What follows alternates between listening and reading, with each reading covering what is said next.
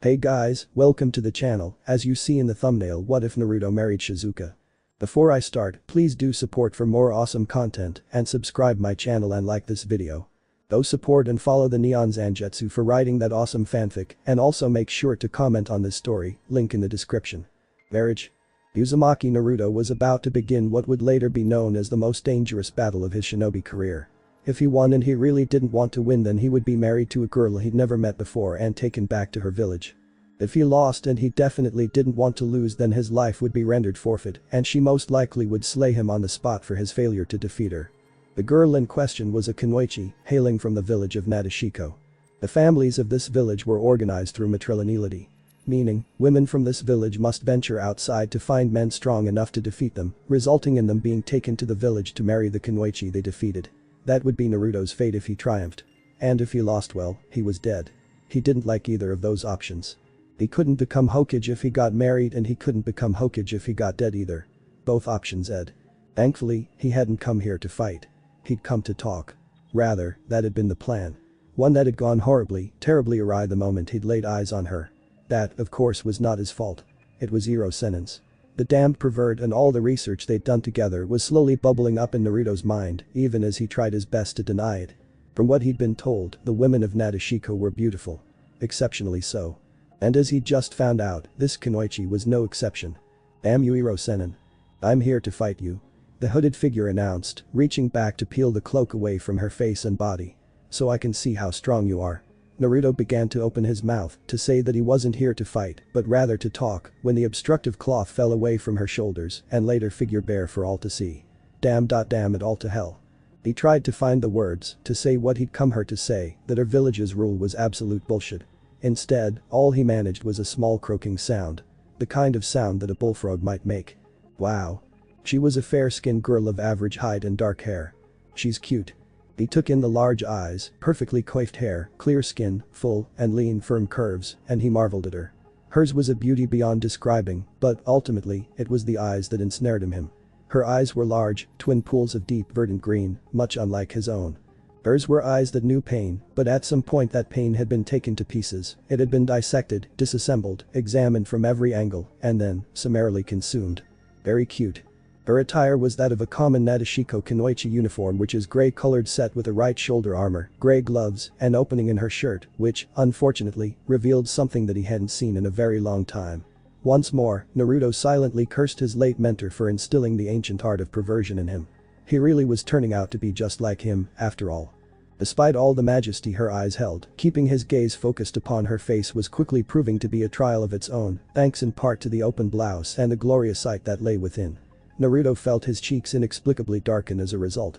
Then he chastised himself with a shake of the head. He was a shinobi for Christ's. He should not be staring at such things. So why couldn't he stop staring at her? My eyes are up here, Konoha shinobi. The Nadeshiko kunoichi glowered darkly. And make no mistake, we will fight. Before he could protest, she'd armed herself with not one, but two full hands of kunai, the deadly projectiles already making their way through the air toward him and forcing Naruto to bound backwards and retreated. Oh yes, things had gone awry. Terribly, totally awry. Yamato-sensei was bound to realize he'd left a shadow clone aboard the ship at any moment. And once everyone realized that they'd been duped again, they'd be sure to rush back to the island and spirit him away before he could wrap things up. The prospect of facing his angry sensei was not a pleasing one, to say the least. No time to mess around then. I'll end this in an instant, he reassured himself. He just needed a few seconds. Wait just a second. Naruto cried loudly, flinging his hands up before the battle could commence and before Shizuka could strike him down. I haven't prepared myself. Shizuka paused, taken aback by this sudden declaration. Incredulous at this interruption, her hands stayed by indecision, she lowered her weapon. Naruto breathed a heavy sigh of relief as she straightened out of her predatory stance. Prepare yourself. Yeah. Exhaling deeply, Naruto dropped, falling into a folded crouch upon the forest floor. He forced his eyes shut. Willed himself to be calm. To sense the natural energy around him and within him. He let the world and all of his worries fall away from him, just for a moment. For the briefest of instants, he was still. He was calm. Serene. And in that instant, as he breathed in and out and in again, he was able to tap into the natural energies he required. Sage mode. He rose in one swift movement, his eyes gleaming and golden, much like that of the toad summons. yellower eyes, horizontal bar-like pupils, and reddish-orange pigmentation around the eyes, bearing the true signs of a sage. He rose and took on a taijutsu stance. "Alright," he began softly, "let's do this. So you've finally prepared yourself?" "Yup." 12 seconds later, and it was over. He'd won, of course. Oh, there had been an intrusion, but the fool had been pitifully weak, and as such, he was easily defeated. But in the end, he simply refused to deliver the final blow to Shizuka. He'd never been interested in a duel to begin with, or so he'd argued. But for some reason, he just didn't have it in him to mention that he held feelings for his teammate, Sakura. Because, quite frankly, he'd been doubting those feelings for quite some time now. His little scuffle with Shizuka had been the linchpin for him too, and he'd since begun to wonder if he was just fooling himself. He knew that Shizuka had also loved someone once as well, and subsequently locked her heart away after that someone had been slain. She too knew what it was like to have loved and lost. Perhaps. But that was another matter for another time. For now, he returned to his musings of how everything had somehow worked out in the end. After an encouraging and much-needed pep talk and a tongue-lashing from Yamato, they'd resumed their journey once more.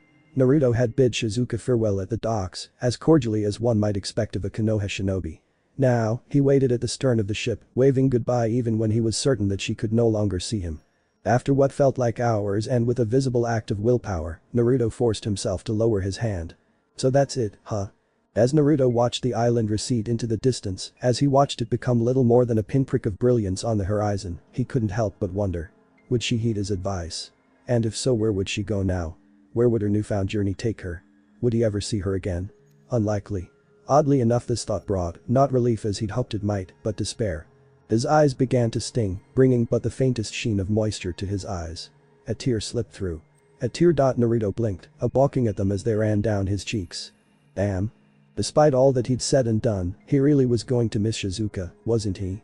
The thought caused Naruto to bite down, his molars grinding against each other in a rare bout of anger. "The sea breeze feels nice today, doesn't it?" a soft voice asked from somewhere beside him. "It sure does." Naruto nodded to himself absentmindedly. "I think I'm going to miss it, though. And her, too." "Is that so?" "Yeah." The blonde Jinchuriki sighed, resting his head within a palm. Then he groaned. "Erg. This s. Why am I thinking about this now? Could it be that you were actually thinking of marrying her?" "I dunno, mate."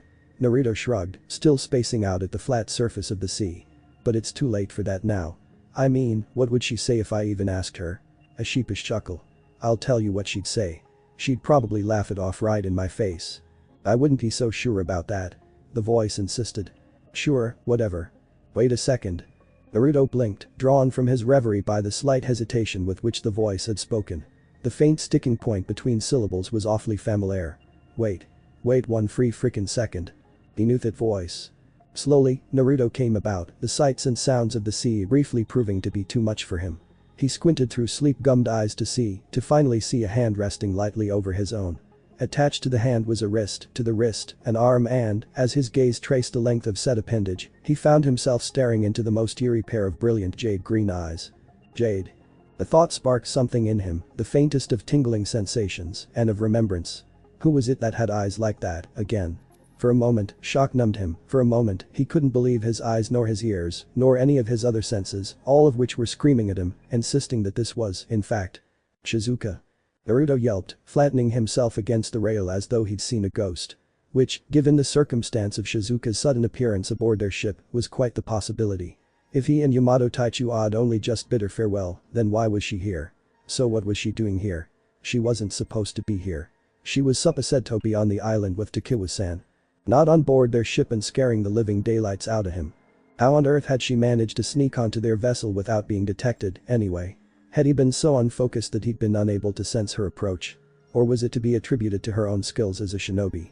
Naruto didn't know whether to be impressed or embarrassed. Eventually he settled on the latter. Shizuka-chan. What are you doing here, you know? Just know you said chan to me, didn't you? The heiress of Nadeshiko inquired of him. Ja. I liked it. Naruto nearly fell over. Huh? The green-eyed Kunoichi met Naruto's gaze evenly, the smallest of smiles adjourning her as the blonde genin stammered and spluttered before her. Much to his dismay, that smile did not lessen in the slightest. Quite the contrary. It only grew. Her face began to brighten considerably, her cheeks dusted with the lightest pink flush, as he did his best to comprehend this sudden conundrum. I said I liked it. This time Naruto really did fall over. Huh? Shizuka burned as red as rose. I am well, you see that is to say. Naruto shook his head. He'd come to terms with Shizuka sneaking aboard their vessel. He could not, however, comprehend her reason for it. He'd left her at the harbor and she'd seemed perfectly content to stay there. He hadn't expected her to follow them, least of all to stow aboard. Shizuka, what the hell are you doing here? Naruto finally asked the one question he was dying to have answered. It was the wrong question. Excuse me? The Kunoichi's face crumpled, her hopeful expression narrowing into something somewhere between anger and disbelief. Yup, definitely the wrong question. Naruto braced for a slap, but when none came, he slowly forced his body to relax, to unclench, and his eyes to meet her gaze. What he found there genuinely frightened him. Shizuka had an aura the kind that women got when they knew you were up to no good. Are you saying you don't want me here? She asked, her words deadly soft. Naruto's face darkened and he stiffened all in one breath. Blushing, he turned away from the Nadeshiko Kunoichi. What to say? And how to say it? It wasn't that he didn't want her here. Nor was he exactly pleased to see her. He was torn between the latter and the former and leaning toward neither. But Naruto couldn't just say it out loud. He'd since learned that lesson painfully at the hands of Haruno Sakura. Women had the tendency to misinterpret words in the blink of an eye. Best to be wary. Choose his words careful and slowly. Naruto was on thin ice at the moment and he knew it. One false step and he would fall through. Well? Shizuka's emerald eyes so unlike Sakura's pinioned him with a gaze. Do you want me here or not, Naruto? If not then, I'll gladly leave. Her words wavered towards the end and her lower lip trembled ever so slightly. Inwardly, Naruto groaned. So much for the evil eye. Oh well. He was going to tell her straight up. He took a deep breath and said. Shizukai. Ah, screw it. Don't want you to leave. Naruto finished, his face burning. He steeled himself against what he was certain would be a violent outburst, but yet again the Nadeshiko Kunoichi proved herself worthy of the title. Instead of violently lashing out as Sakura would have, Shizuka blinked, her eyes flying wide open. Her hands flew likewise, flocking to her face to stifle the small squeak of surprise that promptly emerged from her. You want me to stay? She sounded as surprised as he felt. Truly. Naruto blinked as she reached forward and took his hands in her own. They were a perfect fit. As if she had been destined to hold them easy. Their tiger-his drive needed a serious smacking down. Damn you, Iro Sennin. I blame you for this. The sage continued to corrupt his disciple with these pervy ways even after death. I feel the same. Shizuka began earnestly. I didn't want to leave, but I was afraid you'd send me away. What's going on out here, Naruto? Naruto froze as the hatch tore itself open. Uh-oh. Apparently, his startled cries had drawn the attention of Aoba, Guy and Yamato-sensei. Naruto felt the life leeching from his face as the watch the three jounin emerge from below decks. I'm finished, he thought to himself. I'm done for. It was over. He was doomed. There was no way he could explain the situation away, not under the scrutiny they would doubtlessly provide. He swore a blue streak, here they come. Shizuka-san. Yamato blinked upon recognizing the Kunoichi. What are you doing here? Oh crap. Shizuka had yet to release her grip on Naruto's hands, and finally Yamato had noticed. And of course, he misinterpreted the situation horrifically. So this is why you snuck away before, Yamato began slowly, with his eyes of doom. This is the third time you've fooled with me with shadow clones. If anything, his visage of death and doom became even more terrifying than before. Naruto, I hope you're prepared for the consequences of smuggling her on board our ship. I came aboard of my own free will. Shizuka interrupted, saving Naruto from Yamato's death face when she finally released his hands. My arrival was unexpected and Naruto-kun did not participate in the slightest. The blonde's relief was palpable. He was going to live. Nice save, Shizuka. Aoba, ever the peacekeeper, tried to reason with the girl. That may be so, Shizuka-san, but we're on an important assignment. Perhaps it would be best if you. I refuse, the Nadeshiko Kunoichi snapped back, reasserting herself before the Jonin could get a word in edgewise. Naruto-kun is to be my betrothed. It is my solemn duty as his fiancé to stand by his side, especially in matters such as these. Naruto fought the urge to bury his face in his hands. I take it back, not a nice save, Shizuka. Not nice at all. That fiancé? Yamato's left eye twitched. You mean? Wahahaha. Might Guy laughed, making things even worse than before. So you've decided to marry her after all. How incredibly youthful of you, Naruto-kun. I see that the wily ways of Lord Jiraiya are alive and well in his student. Of all the times to miraculously recover from his seasickness, he chose now to do it. I didn't decide anything. Naruto wailed. And don't drag Iro Sennin into this. He cast a furtive glance at his companion. Will you please just explain to them what your bodyguard explained to me? Very well, though there is precious little to explain. Shizuka said. You defeated me in pitched combat and I am to be your wife as dictated by the law of my village and the promise made between my mother and the late Lord Jiraiya. She gave each of the Jounin a scathing glare in turn. Our marriage will form an alliance between our village just as they intended and may very well create peace between both our villages. Do you plan to deny Nadeshiko that? There was a silence. Ah. Aoba slapped a fist into an open palm. So that's how it is. It's not like that. Naruto protested. Doesn't seem like there's anything we can do. Yamato shrugged, eerily and perpetually calm and still with a death face. You've made your bed, Naruto. Now you have to lie in it with your beautiful fiancé. Naruto knew his sensei's hands were tied, but it did little to sate his ire. Traitor. May your marriage be blessed and youthful upon our return. Guy laughed, still somehow immune to his dreaded sickness of the sea. Until then you're more than welcome to travel with us on our youthful adventure, Shizuka of Nadeshiko. Arg. Shizuka smiled and graced each of the Jounin with a courteous bow. I'm in your care, then. Shizuka looked into his eyes and deep within his eyes was something that made her want to gibber like a madwoman. It was like staring at the night sky after learning for the first time that the stars were not pinpricks in the raiment of heaven, but each its own sun, billions of leagues distant. To stare into the eyes of this boy, no, to stare into the eye of this man was to realize how small one was. It made her smile as she tucked an arm within his. He truly was a shinobi befitting of her husband-to-be. He was kind, caring, compassionate, and most of all, strong. While it remained to be seen if his strength was truly superior to her own, she looked forward to the opportunity of getting to know her fiancé. She knew so little of him and was eager to learn more of him and his past. She would accept him, no matter what burden he bore nor painful past he'd shared. As his fiancé, as his wife, Shizuka swore to herself that she would always accept him. Now and forever and always. Naruto, well, he wasn't quite so enthusiastic about the prospect of marriage. Don't I have any say in this? He begged. Not at all. Yamato said with that eerie look of his. None whatsoever. Naruto groaned. What the hell had he gotten himself into? Uzumaki Naruto was doomed. Doomed. Doomed to a life of torment and suffering. Doomed to languish with the abyss forevermore. Doomed. Not only did he have to contend with a rampant kitsune in his stomach, not only was he forced into this mission when his village needed him the most, not only was he trapped on this god-forsaken boat with 3 Jounin babysitters, but there was something worse than that. Worse than all 3 of those factors combined. There was a first problem awaiting him aboard the Kumagakure vessel, one not so easily rectified by guts or strength alone. Because it was currently clinging to his arm. Naruto?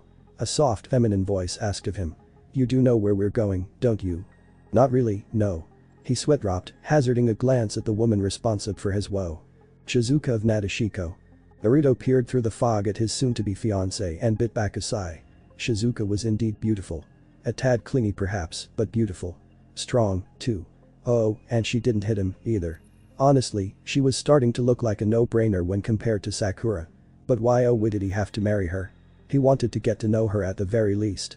Maybe go on a few dates, tell each other their likes and dislikes, their dreams and whatnot, that sort of thing. Not marry her outright. He barely knew anything about her as it was. So, where is this octopus you mentioned? His fiancé asked, dragging the genin from his reverie. Oh no. Naruto shrugged, calling the memory to mind, reflecting on the prophecy.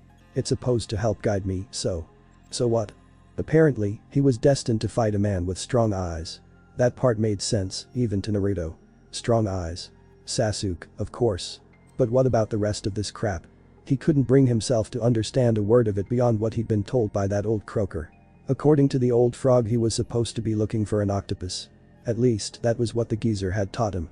You will soon be meeting an octopus. Those were his words, to the letter. Any initial excitement the boy might have felt at the prospect of meeting said octopus was greatly diminished in the wake of the knowledge that he'd soon be married without any say in the matter. Perhaps that wasn't quite right. He did have 2 options in that regard. He could break things off with Shizuka, right here, right now, and in doing so, risk her wrath and that of her village.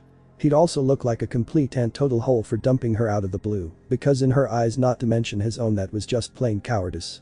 Scorning someone, solely because you were afraid to get to know them, because you were terrified of the unknown, terrified of what the future might bring, scared out of your mind by the prospect that you might actually like them, of what might happen should you ever get to know them.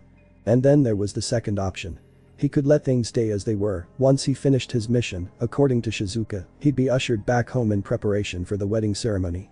And by home she meant Nadeshiko. Not Konoha.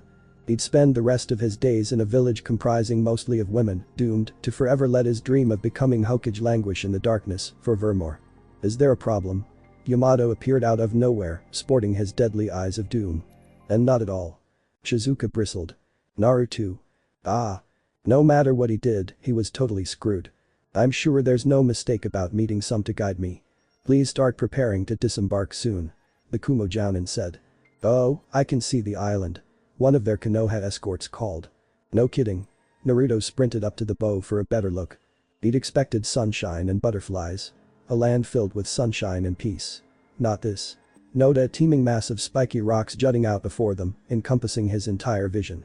Naruto sweat dropped as he took it in, the massive creatures, the dead bones, the scent of death, permeating in the air. This was the island. This was the supposed paradise. It's like the Hidden Leaf's forest of death. The Kumagakure nin commented behind him. But this is a bit more extreme. No kidding. Isis a resort. Shizuka gawped. Don't worry, it's safe. The Jounin reassured her. As long as we don't provoke them, the animals are quite docile. Except for one. Except for one what? What part of this place is a paradise? Naruto exclaimed aghast, throwing his hands into the air. Liars, deceivers, the lot of them. This was no paradise. It was the exact opposite of paradise. It worse than the forest of death. 10 times as worse. So distraught was he that he nearly missed their guide's warning, nearly missed the mention of the one creature of whom they needed to be wary. For one that lives along the shore. At that very moment something beyond the deck began to stir. Large grasping feelers slithered through the sea toward them, creeping up upon the boat. Wrapping around the boat, creeping toward the deck, slowly as a certain blonde finally took notice of. Octopus tentacles. Naruto grinned, mistaking the tentacles for those of an octopus. Naruto, Shizuka began with trepidation, I really don't think that's. Okay, octopus. Come and guide me. Naruto, this is actually. As one the tentacles struck, lashing the water beneath their vessel. The squid. It's here. The Kumagakure Jounin screamed, scrambling backwards like a drunken spider. I was just about to warn you that he's the one you have to be careful about, but he appeared before I could. 1, 2, 3. It's obvious without counting its tentacles. Now it was Yamato's turn to berate the Jinchuriki for his absurd behavior. Come on, Naruto. No sooner had he spoken than the boat shook, gushing water onto the deck and nearly washing them overboard. But. Naruto. Shizuka shouted. Listen to your sensei, why don't you? But we should make sure. Naruto insisted, holding up his hands. A squid has 10 legs, right? An octopus has 8. If this is the octopus who's going to help guide me, he never did get to finish that sentence. Because at that very instant, before he could argue in defense of their attacker, the squid saw him. Now, Naruto must have looked particularly odd with his orange and black jumpsuit amidst a sea of blue and green and otherwise drab colors. Naturally, the squid decided to grab the most colorful thing on deck. In other words, Naruto. Look out. Before the tentacle could wrap around his waist however, he found himself violently thrust aside. Shizuka had time only to blink before the tentacle wound its way around her waist and ripped her off the deck. Shrieking her surprise, she found herself hauled into the air, dangled upside down before the horrifying monster. Arms pinned, she wriggled uselessly as it leered up at her, tugging at her lithe body her with long slimy tentacles a moment longer, before abruptly plunging one of them beneath her mesh shirt. Despite all her training, the Kunoichi screamed in embarrassment as she found herself violed. Where do you think you're sticking that? Shizuka flushed, thrashing violently as the surly squid tore at head attire. Let me go this instant. Shizuka. Naruto, despite the trickle of blood leaking out of his nose, oh if only Iro Sennin could be here to see this. Leapt to the woman's aid. Fiancé or no, he wasn't about to let anyone be molested by some perverted octopus. A low growl left his eyes flashing crimson as he raised his hand. Even as he realized he'd entered sage mode without so much as an iota of concentration, even as his body understood he'd successfully summoned a Rasen Shuriken with only a single hand and no shadow clones he'd already flung the deadly missile at the beast's head. The result was as immediate as it was wondrous. By some misbegotten stroke of luck, the Rasen Shuriken flew straight and true, despite the churning seas summoned by the squid's tentacles. Whisking past the captive Shizuka, it impacted the surly squid with a titanic shriek of compressed air and chakra, shaving off a massive chunk of the beast's flesh. The squid howled in agony and renewed its attempts to destroy the ship. But the scope of destruction did not end there. The lethal projectile swung back around, shearing through 7 of its 10 limbs, before it finally dissipated, and fortunately or unfortunately, depending on the viewpoint, one of those limbs just so happened to be the one holding Shizuka captive in its cruel clutches. Freed from the perverted creature, the Kunoichi's limp form was sent spiraling downward, left to plunge into the sea's tumultuous embrace, left drown as the squid thrashed about in raw agony. And she most certainly would have, had not Naruto erupted into motion. streaking across the water's surface with a speed that would have made his father blanch, registering as little more than an orange-black blur in the eyes of his comrades. The shinobi hurtled forward, plunging into the depths after her his beloved. "Don't you dare." Was his only thought, strange as it was as he dove into the frigid depths. "Don't you dare die on me." There. But the violent butterfly kick the genin sent himself hurtling toward Shizuka as she sank, scooping her frail form into his arms and holding her close. Bubbles leaked from his nose as he cast an earnest glance toward the surface, toward the boat. The vessel was being torn to pieces by the squids mad in frenzy. No. He thought as his Latin legs struggled to push the two of them upward, as the energies of Sage Mode began to fade away, leaving them alone in the darkened depths. No. He thought as his lungs began to burn, his legs thrusting frantically back and forth. Ooh, the current was strong. He felt himself twisted, turned upside down, struggling to hold onto the Kinwaichi in his arms. Then his head breached the surface. He gulped down a mouthful of air before the current had a chance to drag him under again. Now the water was pressing on every side, tight and constricting. Some part of him marveled that he was still alive. He counted the seconds, and at 14 seconds, his lungs were already burning. The pain was nothing, he told himself. No. His back scraped against a rock, and suddenly the pain was undeniable. The air was pressing its way up his throat, begging for release. It hammered at him. Just a little release, just a little. Abruptly, all forward motion ceased. The shock of it made him open his eyes. Hot, sour water attacked his eyes, and he coughed. An enormous bubble of life-giving air rushed from his lungs. Gasping, choking as the last of his life-giving air escaped his throat. No. Golden eyes flared red, then a pallid orange, twisting into a strange cross-shaped iris, as the pure energies of Sage Mode found themselves tainted by the malevolent energies of the Kyuubi's chakra. Brought on by such fury, an all-consuming rage, he could feel the water begin boil around him, heated bubbles fleeing his changing form and escaping to the surface, as his features darkened, sharpened, became increasingly feral. He didn't care. Naruto didn't care. With the last of his strength he kicked forward, swallowing seawater before it could choke him. The water was hot, stinging hot.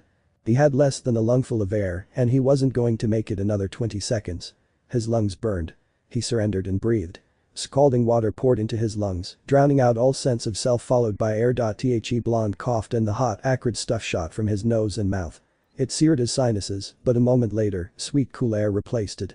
He found his footing upon the water with chakra-coated heels, and the sudden stirring against his chest caused him to blink. He hazarded a glance down at Shizuka, cradling her limp form as her head lolled against his chest as the waves threatened to overwhelm him, as the squid thrashed madly about. And then.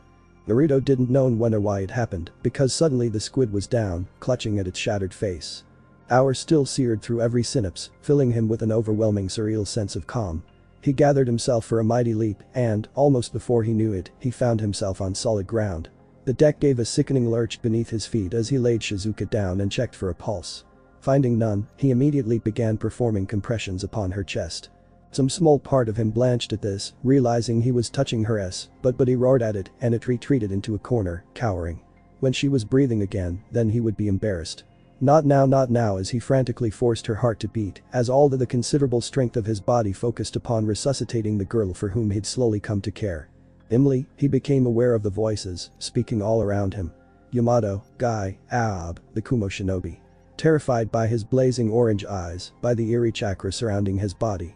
By the rage and the blood barely kept at bay by his faltering willpower. Not yet. He silently pleaded as his soul began to falter. Not yet. Even. The fox cackled, red overtaking the orange, warping his features. Submit to me. Stop it. He begged. Not now. Not yet. You have no choice. Submit. Rage filled him again, crimson clouds blurring and warping his vision until the ship seemed at the bottom of a storm-red sea. He shoved it aside and focused upon the girl beneath him, upon her limp face and her mouth compressed into a thin line. Unmoving, unbreathing as he lowered his to hers and desperately breathed life into her body. Once. Twice. Thrice. Pinching her nose each time, frantic to force some semblance of health back into her broken body, he continued the compressions for what felt like hours, though it might have only been minutes as the squid thrashed about. He had no way of knowing whether his efforts were successful, such were his fears as he feverishly breathed into her mouth. Air. Into her lungs. And then Shizuka started coughing. Water erupted from her lungs and splashed across the deck, splashed across his face as her eyes flew wide open. Gasping, sputtering, she struggled to rise, only to flop down upon the deck like a fish. She searched the faces gathered before her before finally fixating upon her rescuer. Upon Naruto. Recognition flashed through eyes, and then, to his disbelief, they narrowed in horror. "Naruto?" she managed, gawping up at his blazing orange eyes. "Don't ever scare me like that again." His words were soft, but deadly. Never again." "Alright." To his disbelief, Shizuka did not cringe aside. Instead, she nodded. Pussed herself up onto her elbows. Took hold of his face and gently, ever so gently, pulled it down to meet hers. For the first time in his life, disregarding a certain incident with the last Uchiha Uzumaki, Naruto felt his body lock up. His brain simply ceased to comprehend what was happening. His body refused to respond. Blue eyes fluttered open and shut with all the rapidity of a hummingbird's wings. She'd at him. At him. Beneath his whiskered cheeks, the slow flushing of his skin was like a burning forest fire. With trembling fingers he pulled her into an embrace, frightened by his own behavior. When she'd fallen into the sea, he'd been so frightened. He knew she could handle herself, yet even so, his body refused to accept it. Refused to allow her to be placed in harm's way. Just as his arms refused to release her now as she reached up for him. She placed a hand against his cheek, cupping his face her hands, looking up at him with awe and adoration. "I'm sorry, Naruto," she whispered, softly, her brushing against his own with every word. "I won't frighten you like that anymore." Naruto nodded mutely, unable to form the words. Only 25 hours ago he'd found himself engaged to this enigmatic woman. Now, less than a day later, he found himself saving her from certain peril. He daren't turn to look back at his sensei. He could feel Yamato Taichu's shock and disbelief emanating from the Jonin in waves. He'd intended this marriage as a punishment for Naruto. Not a present. He hadn't been expecting this sudden bout of heroics. Then again, neither had Naruto. He'd simply reacted. And as a reward for rescuing the damsel in distress. But someone had just at him on the dot, and though he'd never admitted aloud, he'd rather liked that dot so much so that he found himself leaning in for another, capturing the of the Nadeshiko Kunoichi for a second, and when she pulled away, a third time. There was nothing shy or tentative about these and nothing held back Shizuka, all but melted into his arms, with each one her hand snaking around his neck, body cleaving against him, eyes sliding shut as she pushed herself up from the deck in an effort to better reach his, seeking the hand stroking her hair, tenderly caressing the dip of her waist. "Naruto-kun." The way she said whimpered. His name sent a silent shiver up his spine. He'd never had a girl before. Never had one whimper his name in utter delight. He couldn't even begin to describe the power it gave him, nor the confidence he felt as he held the Nadeshiko Kunoichi in his arms. And then, as if to remind the pair of their situation, a migty laugh erupted from behind them. "How very youthful of you, Naruto-kun," Shizuka-chan. Mido Guy declared, having suddenly recovered from his seasickness. "Your flames of youth burn most brightly. Of all the rotten timing." The pair broke apart and Naruto opened his mouth to reply. Only to flop forward as the squid's remaining tentacles latched around the boat and began to pull. Rage erupted across his every feature, eyes flaring as the pent-up anger he'd worked so very hard to control, came welling up through the cracks to overwhelm him. "You son of a bitch," the genin roared as he rounded on the squid, eyes blazing, voice black as pitch. "I'll rip your mothering tentacles off and shove them up your ing." I warned him about this. Yamato began flipping through hand seals, but before either shinobi could lend them their aid, the boat shook as the sea erupted a second time, bursting before the arrival of another monster of the deep. A massive red fist rocketed from the churning sea and drove into Squid's face, sending it sprawling across the waters with force and velocity. Naruto balked, his rage forgotten, his new power fading in the wake of the new arrival. Was this another enemy? Another foe to be dispatched? Naruto felt his eyes bulge. He was certain they'd fall out of his head as he watched a ghastly creature rise from beneath the waves. Bearing the humanoid upper torso of a man, but with the head of an ox and body of an wait. A second was that an octopus, a giant ox with the legs of an octopus, rising from the sea, pummeling what was left of the giant squid. "Squid go divide of the rest I abbreviate." The ox-octopus hybrid declared loudly. "What the? Here comes another one saying weird puns. This is so confusing." 6, 7, Itaha. Naruto exclaimed, falling back to the deck in disbelief. "It's an octopus. This one is an octopus." "Is it really an octopus?" Yamato asked. "I think it's an octopus," Aoba murmured. "It is an octopus." Shizuka comically each of the jonin across the head. "We've established this already." "Filler B-sama." "Filler B?" Yamato twitched. "Then this octopus is." "Y'all are late, you fools, you fools." Shizuka froze, her head turning in the direction of the voice as a single tentacle alighted upon the deck. She shuddered, half hiding herself behind Naruto. Not that he blamed her. Given what she'd just experienced and her lack of clothing, he'd very little doubt she had any desire to associate herself with tentacles ever again. The tentacles retracted from whence they came, dissolving into the body of a tan, muscle-bound man bearing the kanji for iron upon his right shoulder. Dark shaded glasses obscured his eyes and whatever else might have lurked behind those shades. Strapped to his back, bound in bandages, was a blade he'd seen once before. Samahata.The blade formerly wielded by Hoshigaki Kisame of the Akatsuki. How had he come to wield a weapon like that? It changed into a human. Yamato guffawed. Hey, you know Octopops, thanks. You know. The man blinked at that, then promptly consulted a small notebook. Wah? Will we clash or be a smash? If I dare say, it'll be a no-go, I'm a brat-hating outlawy. What's with this beefy guy in shades, singing lame puns at the top of his lungs? Naruto asked aloud, sweet-dropping. Is this geezer really Octopus who's supposed to guide me? They're not puns. Their guide insisted. It's his original style, a combination enka singing to a rap beat. Enka rap. Enka rap.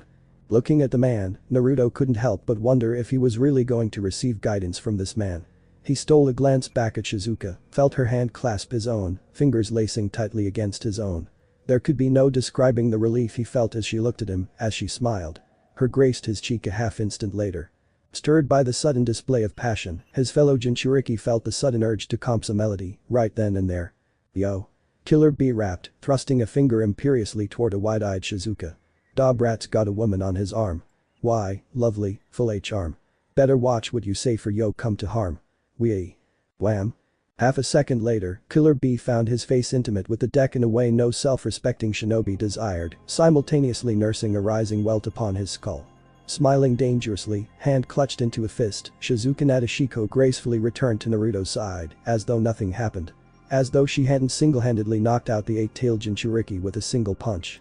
In that area alone she clearly exceeded the blonde's teammate, Sakura, of whom he found himself thinking less and less.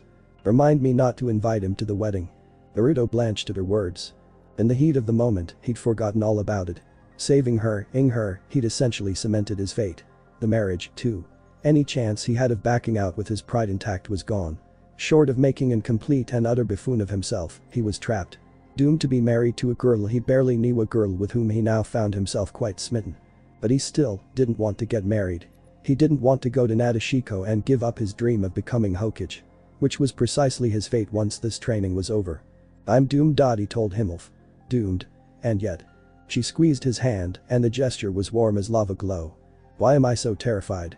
For the first time since he'd met Shizuka, the nine-tailed demon container was suddenly afraid. Very afraid. Not of her power, nor her strength, but of losing her. She evoked feelings in him he'd never known, never felt before. He wanted to know more. He wanted to get to know her. He just didn't want to marry her yet, damn it. He wasn't ready for that came after marriage. And after marriage and after that came the second subject he feared more than anything in the world. If he married Shizuka he'd be expected to raise a family with her. The family. Welcome, everyone. I've been waiting for you. Naruto never heard Motoi's words, never heard the greeting given to them. Why, you ask? Because he'd already fainted. I'm not letting you do this alone. Naruto opened his eyes and exhaled, stifling the sudden swell of anger he felt at the declaration of one Shizuka of Nadeshiko. With a supreme effort he turned to face her, careful to pull a branch back for her passing as he did so. A small smile flitted across her face to reward him for his effort, sending his heart hammering for what felt like the upteenth time. The genin was about to offer one of his own when he remembered that he was supposed to be angry with Shizuka. It didn't help him any. His reason. She was vehement. Did he not enter the falls of truth alone? Her reason, you ask? She had a bad feeling about it. A feeling. How the hell was he supposed to believe something like that? He needed facts, reasonable and certain. All this talk of him meeting his true self appeared to have rattled the Kunoichi somehow. She kept stealing glances at him, shooting off those small smiles of her whenever her caught her staring. Naruto thought she was simply worrying too much and saw fit to express his feelings aloud. Like I said, I've got this. He repeated, peeling another harmful bow out of the way for her. You can keep telling me that all you wish, Naruto-kun, she replied, her hip brushing against him deliberately in passing, but I've yet to see any proof of it. She stared at him for a long moment, her dark eyes boring into his. Yes. You can be so stubborn sometimes. But then again that's what I like about you. Her fingertips trailed across his face, etching themselves into his whiskers, and then she was gone. Passing him without so much as a backwards glance or a second thought. What's more, he couldn't tell if that had been deliberate, intentional or not. Shizuka, did she realize the effect she was having on him? Probably. She was a woman after all. She struck him as the type to take what she wanted, by force if necessary. Naruto stared after her retreating backside for a moment, the scent of her hair still in his nose, mouth agape as he watched those slender hips sway, undulating with each motion. There's nothing wrong with that, right? I mean, she does want to marry me after all, so what's so wrong with starring? A naughty thought entered his head, one he was unable to banish in time. Damn you to hell, Iro-senin. You've corrupted me again. I hope you're happy. Are you going to keep staring at my rear all day, or are you going to follow me? Shizuka's voice called ahead of him. Arg. They'd been going back and forth like this since setting foot on the island, more so now as they made their way to the Falls of Truth. With Modoi serving as their guide, they'd pressed on deep into the jungle, the sound of roaring water growing steadily closer with each passing minute. Naruto's thoughts remained decidedly elsewhere. On Shizuka. Thought he'd thrashed that wrong again. What was it about this girl that sent him into fit so? Why couldn't he take his eyes off her? He didn't know. This was only the second time he'd ever felt anything for someone, and the first time that someone had bothered to return his affections. He wasn't used to that in the slightest. The closest thing to affection had been when he'd allowed Sakura to hit him, patiently and foolishly enduring his teammates' abuse whenever she became irked with him. Shows what I know about romance, Naruto mused to himself. But Shizuka was different. That much was becoming blatantly clear even to someone as dense as he. She was patient where Sakura was impatient. Caring when the pincat could be downright crass. Cunning while the latter was obtuse. With each passing second he continued to call into question his feelings for his teammate. He'd been doubting the feelings for a while now, long before he'd met Shizuka, but the way she had looked at him back there, the way she smiled, back on the ship was like an elephant in the room for him, too awkward to mention aloud, yet ever on his mind. He couldn't help but to imagine what it would be like to her again, to taste her against his, to feel the breath hitch in her throat, to hear her whimper his name. Ami, he chastised himself. Eki. Hentai. I'm such a pervert. He was having a great deal of difficulty rationalizing such thoughts, not just because of his feelings for the Nadeshiko Kunoichi, but rather, despite all she'd said and done, Naruto felt he really didn't deserve someone so selflessly in love with him. Shizuka had, ever since their arrival upon the island, ever since he'd gone and fainted back on the boat, been most persistent at staying by his side, and now he was slightly sad to see that she'd decided to go on ahead of him. He hadn't minded having her around. If anything, that had given them more time to talk, to learn more about one another. Shizuka was a fascinating kunoichi, all the more reason why he couldn't believe she wanted to marry him. But now that she was only a few paces away, he suddenly found himself wanting to call out to her. Shaking his head, he raised his gaze from the forest floor. And stopped short. Shizuka was there, standing before him, an almost mournful expression on her lovely face. I'm sorry if I was so forceful with you. She apologized before he could even hope to open his mouth. She looked away, giving light to the soft flush filling her face. Don't want anything to happen to you. Her words struck a chord in Naruto. There could be no other word for it.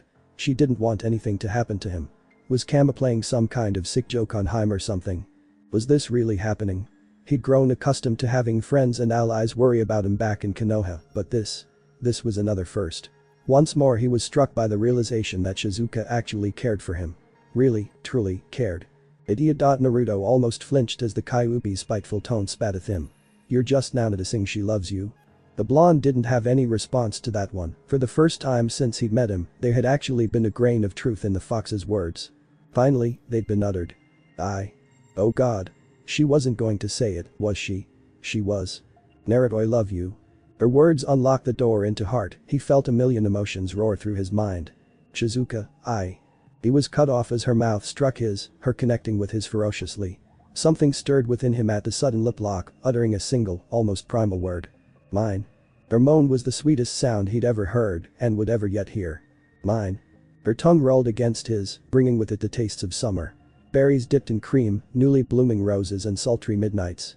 He dipped lower still, face brushing against hers, and she came alive in his arms, lurching up from the bed to meet him, wrapping her arms round his neck with a plaintive cry. As focused on her as he was able to follow her lead.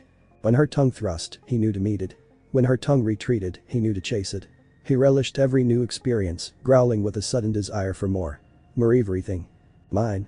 Her fingers slicked through his hair, decadent sensations dancing over his scalp, tickling skin that had never before been touched by another's hands. Up. An inquiry. When she failed to immediately respond, Naruto cupped her bottom and lifted her, forcing her to straddle him, settle her weight against him.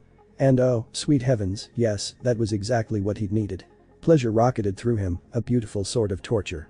She moaned into his mouth, her nails sinking into his scalp, as if to hold him in place. as if she worried he would try to get away.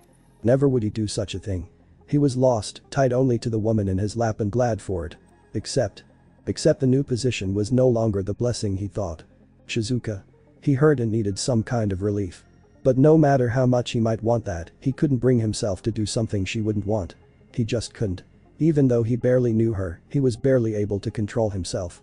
After what had just happened, after what she'd just said, who could blame him? And Shizuka, the way she was looking at him set him afire. Naruto had never once thought of making love to someone before now, but now, it was his only thought. His entire body trembled from the effort it took to restrain himself. Frankly, it was a miracle he hadn't lost his mind yet. Naruto.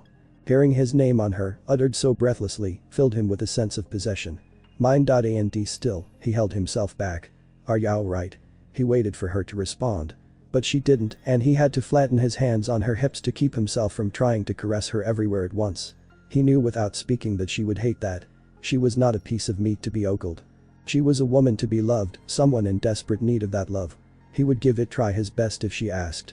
Yes, he would. Wait. She all but yelped. What? Naruto blinked, taken aback, her words momentarily piercing the fog of clouding his mind. What did she mean by that? Oh. A tremor moved through her. A tremor of apprehension. Oh. Shizuka was afraid of him, or if not him, then of something. That won't do, his pleasure-addled mind mused. That won't do at all. His hand moved gingerly of its own accord, reaching up to cup her cheek, guiding her face down to his own. Shizuka whimpered at the touch, the sound carrying in the air between them. He nuzzled his nose against hers, reveling in the warm sensation that spread through his chest with emotion. Such a simple gesture, and yet he saw it put her almost immediately at ease. Her grip intensified upon him, but this time it wasn't a jolt of fear that caused it, but rather, desire. What's wrong? He posed a question of his own. Shizuka's reply was to reach upwards to the knot holding her hair into ponytail. As Naruto looked on, she undid it, releasing her raven locks from their captivity. The sight took his breath away. She'd looked stunning before with her hair bound up, but now with it down, and that ebony curtain framing his face. If I die, no, we would be a happy man. Much better. She purred, leaning into him. Now, I want. Naruto stiffened as her hips pressed into his loins. What do you want, exactly? I want, squirmed a moment, restless in her intent. You to rock into me. She said, clearly just as uncomfortable as he. Please. A veritable plea. Naruto flushed. Oh, okay. He sputtered. Alright. Yes. Rock into as they ed, he arched against her. Forward, back, seeking, retreating. Every point of contact wrung a groan from her and a growl from him. The pleasure blurred with pain, as unbearable as it was necessary. How had gone without this for so long? How had he not known about this? This sense of connection Naruto had never experienced its like, and he cursed himself for never having tried to consider it before. Her ass smashed against his chest, causing a brand new ache. He wanted to feel her against him, skin to skin, no barriers. He released her long enough to unzip his coat down the middle and jerk his arms free of the fabric, allowing what was left to flutter to the floor. He felt his face begin to burn as her eyes danced over his chest. He thought to do the same to Shizuka's garment, indeed, his fingers to get in around the hem of her shirt before he could think to stop them, and began tearing free the fabric. So this is where the two of you were. The two teens jerked apart as they'd been burned. Shizuka shot a scathing glare at the party responsible. Naruto gulped. Why Yamato Taichu? So Thesis, why you were lollygagging behind us, Yamato began slowly, leaning forwards with those dreaded eyes of doom. This is the first time you've fooled with me without a cage bunchin'. If anything, his visage of death and doom became even more terrifying than before. Naruto, I hope you're prepared for the consequences of taking advantage of your fiancé. He wasn't taking advantage of anything, you insolent fool. Shizuka bolted upright, her face flaming. I was the one who had him. Before Naruto could think to warn his fiancé, she lashed out and shoved Yamato backwards, her gloved palm slapping off his chest. And you ruined everything. Baka. That seemed to bring Yamato up short, if only for a moment. The slow flushing of his face was like a growing forest fire, and for a split second, Naruto feared an outburst. Surprisingly, the Jonin took a deep breath to calm himself, exhaling all his anger at once. Be very well then. He coughed into a fist. If the two of you would like to get dressed, we'll continue this discussion later. Something in his tone said they'd never broach the subject again. Ever. He would have laughed were he not so horridly embarrassed. Alright. He groaned, slipping the upper half of his jumpsuit back on under the Jonin's watchful eye. I'm going. I said I'm going. Grumbling, he allowed himself to be led on to the falls ahead. Modoi was waiting for them there. One look at his face revealed that he held no illusions as to what they'd been up to in the forest. Sit there and close your eyes, Naruto. Modoi instructed. You will see your true self. Naruto glanced at Shizuka. Well, here goes nothing. Readying himself for whatever lay ahead, he sat down upon the inlet, took a deep breath and closed his eyes. And opened them to a world changed. His surroundings were very much unaltered, the only noticeable difference was that a thick mist had gathered around him. He was still facing the waterfall. A hazarded glance around him confirmed that Shizuka and the others were nowhere to be seen. Where was he? What had happened? Worried about the bitch, eh? Naruto's gaze jerked back to the falls, narrowing as something stirred on the other side of the water. A dark opaque humanoid shape became increasingly visible beyond the rushing waters. It strode towards him with a laugh. It was a deep, hoarse sound that had no business in belonging in a human. Who? What? When? Where? Why? Who the hell are you? Me, the voice chortled bleakly. When you? Your true self. Imagine Naruto's surprise when he found himself gazing upon Will himself. Cruel crimson eyes leered back at him in arrogant contempt, lopsided curved up into a cruel crass smile. His doppelganger strode forward to greet him, that snide expression never once leaving his visage. That same smile suddenly slipped as his darker half peered at him, past him. Naruto thought he saw a touch of fear in those eyes. And then he could contain his curiosity no more. He too turned to see what it was that had inspired the flicker of his other self. His mouth hung agape as he recognized her. What in the world? Shizuka. So your true self thinks I'm a bitch, The Kunoichi mused, cracking her knuckles together. I think we'll have to teach him a lesson. The doppelganger blinked back at the scowling Kunoichi, glanced at Naruto, then back to Shizuka once more. In the end there was no witty retort, no verbal repartee to be uttered. In the face of his impending doom, it offered a single, solitary word. An. As we see, all is not well in paradise. Naruto still wants to become Hokage. Shizuka, on the other hand, wants to bring him back to her village and marry him. They're far too stubborn to even consider the concept of compromise at this point, so who knows where this will go. And as we see once again, Naruto continues to cast off his feelings for Sakura. I'm not trying to bash her here folks, it's simply a matter of perspective. And it seems Shizuka was somehow transferred into the Falls of Truth with Naruto. God, I almost feel bad for his darker half. He's got a whooping coming here. And with that, I'm off to work once more. Hope you'll enjoyed the update. I sincerely look forward to your reviews on this steamy chapter when I return. So in the immortal words of Atlas. Review, would you kindly? And of course, enjoy the preview. Preview. He felt the strength build along his arm, felt the power flowing through his fingertips. He felt the Rasen Shuriken changing, the chakra warping and twisting, condensing into an immutable pillar, a more sustainable form of energy for him to control. With an electric snap hiss, the blade of wind and lightning burst into existence in his hand. What in the world? Naruto held it in his hands and marveled at it. Get away from him right now. Iubi bared his fangs in a sibilant snarl. His chakra control receded from Naruto momentarily, his attention divided between his host and the sudden intruder. A low, throaty chuckle erupted from the back of his throat as he swerved to face them. And what good do you think you'll do, little girl? Girl? Naruto turned his head, blue eyes bulging as he saw the girl in question. A hard knot formed in his stomach, strangling his guts. Oh no. Oh no. No. What was she doing here? More importantly, how was she here at all? It shouldn't be possible. And yet there she stood with them in the seal, her chest heaving in defiance. Shizuka. The one who had attacked Naruto was a girl. Her cruel crimson eyes leered back at him in arrogant contempt, lopsided curved up into a cruel crass smile. This girl had fair skin and sported a noticeably curvaceous frame and large bust. She had waist-length black hair in a Heim style tied in a high ponytail with short bangs and chin-length strands framing her face. Behind her bangs was a black forehead protector with the symbol of a flower on it, worn by all the Kunoichi in her village, contrasted by the form-fitting uniform that was grey-colored with a right shoulder armor, grey gloves, and an opening in her shirt which revealed her cleavage. In the blink of an eye Naruto knew her, this woman who had ambushed him. Shizuka. But no, it wasn't her. It wasn't his Shizuka. He could tell that much just by looking. Where Shizuka was patient, this one was impatient. Caring when this one was probably downright crass. Cunning while this Shizuka was obtuse. And those Aishas owned Doppelganger bore those very same ebony and crimson eyes. He grit his teeth. Figures. The waterfall generated his own twisted double, so who was to say it couldn't do that to multiple people? Yo, cunt, dark, Shizuka shouted. Shizuka looked over, annoyed at being called that, only for her eyes to widen at the sight of her own mimic. They became fearful at the sight of whom she held in her grasp. Back. Off. Dark Shizuka ordered. Instead, the real Shizuka grabbed Dark Naruto and held him with his arm twisted behind his back, the same way her copy was to her fiancé. Stalemate. Mirrored by the shinobi and their doubles. Well, this is interesting. She won't let me go until my Shizuka releases you, and she won't let you go until your Shizuka releases me. Heh. So well, where like this, mind answering a question, goody goody dark, Naruto said, actually amused. Naruto shrugged as best he could, might as well shoot.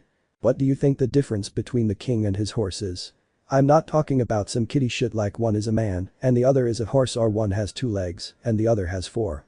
If there were 2 beings with exactly same appearance, abilities and powers, and if one of them becomes the king and dominates the fight, while the other becomes the horse and carries the king, what do you think the difference between the two is? Dark, Naruto sneered. Naruto already knew the answer. There's only one answer to a question like that. Dark, Naruto smirked at his counterpart's words. Your instinct. What the being with the same power needs in order to achieve a greater power, what the one to become the king needs is that absolute for battle which seeks fight and desires power, shattering the enemy and destroying it without mercy. I mean that instinct for slaughter carved deep inside ourselves and sharpened completely. That's what you don't have. Any of that raw instinct. Just who are you going to slash with a sheathed sword? Naruto frowned. Oh please, if I lack that, then you wouldn't exist. Need I remind you I almost ended up the way Gaara used to be, but if I did, I'd be no better than Sasuke. And he's so obsessed with the darkness that Itachi went from being to who he wanted to kill to being why he wants to kill all, because he chose to be trapped in the past, leaving his body as all that exists in the present. Rather than forgiving and forgetting about the past and moving forward with his life. Sasuke's my polar opposite. I acknowledge that Itetsu no Kuni. It's not that I don't have the raw instinct, it's that I choose not to employ it. Unlike Sasuke, I acknowledge the fact that a king is to be for the people. There can't be a king without his people, since a king is no king without his people to lead. A people without a king are lost as well. Besides, if you really are a dark reflection of my own heart, then you know more than anyone else alive how I hate being alone. Me, he'll give you that. Dark, Naruto begrudgingly acknowledged. Dark, Shizuka looked like she had swallowed her own vomit at that. You're actually accepting that. I thought you hated this bleeding soft heart, baka. Dark, Naruto nodded to his own Shizuka. I do. But there's no real way to deny that without making myself useless. Besides, I have a question for him, he said before turning to Naruto. What would you do if Sasuke's blade was pointed at her, he asked, jerking his head at the woman restraining him. At that, Naruto's eyes flashed crimson with slitted pupils. I'd most likely need to be restrained from the inside using my own chakra network and have someone else take over the fight because I wouldn't be as gentle. Dark, Naruto laughed. So Kurama would be more benevolent to an Uchiha than Naruto would be to anyone who threatened Shizuka. He loved it.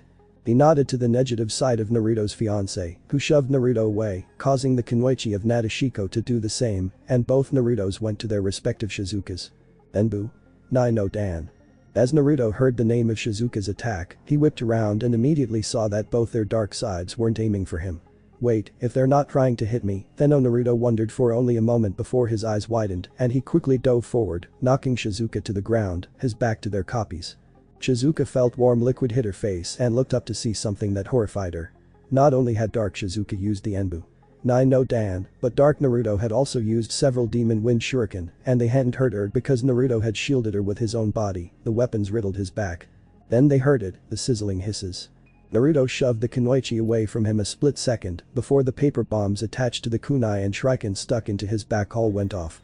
Naruto's entire back was one massive burn scar with shrapnel littering around him and in his back. Shai Shizuka-chan, are you alright? He asked. She couldn't find her voice. She was too horrified. Too utterly stunned to be able to speak. Naruto had taken that kind of thing without a second thought, even though it could have easily killed him, and he was worried about her. I'm Finibit Naruto. She sputtered at last, glaring with utter loathing at the two duplicates. Naruto gave her a pained smile. You're okay. That's good. Then he looked over his shoulder and glared. No was for you too. He forced himself to his feet and turned around, too angry to feel much pain, anger that they had dared to put Shizuka into the crosshairs like that. With a snarl that actually caused their dark haves to step back, Naruto rushed forward, intent on vengeance. Then something happened that the Taira watching the injured Konoha shinobi didn't expect happened. The other three watched as steam seemed to pour out and encircle the blonde. Following this, chakra as red as blood and hot as flames burst out from the boy, blowing the steam away and taking its place surrounding the two before shooting into the air, forming a spiral. Shizuka recoiled a half step as the chakra seemed to form the head of a grinning kitsune. As the energy coursed through him, Naruto could feel the changes taking place. He now sported what looked like claws on both his hands and feet. His canines had also lengthened and turned into fangs, while his whisker marks grew more pronounced, growing wider and darker until they resembled abysmal scars.